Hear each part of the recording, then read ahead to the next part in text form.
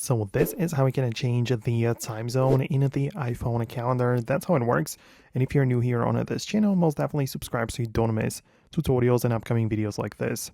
So of course you can open up your main settings app where at the bottom of the list you can see all apps view like that, and from those you get to basically select the app you want to change the settings for specifically. So naturally we want to get to the calendar right away. And there are some settings, of course, like the language and whatnot, but one of the first things is also the time zone override.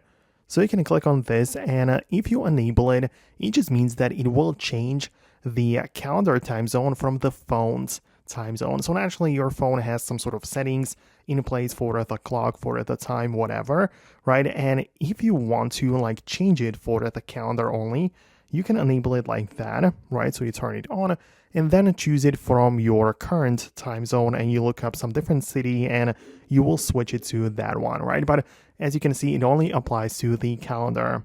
If you want to change it specifically, I mean, generally for the iPhone, then you can come back to the main settings app where you can go to the general section, and you can also find the date and the time right here. So personally, I keep it set to automatic, but if you want to, you can turn it off and then change it to whatever else. And of course, it might like be reflected across the whole device in the calendar as well, unless you enable the override, which I've shown you before. So as you can see, plenty of different options of how it could work.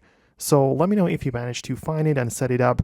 Hit the thumbs up and subscribe for more, and I'll talk to you soon. So thanks a lot, and I'll see you in the next videos as well.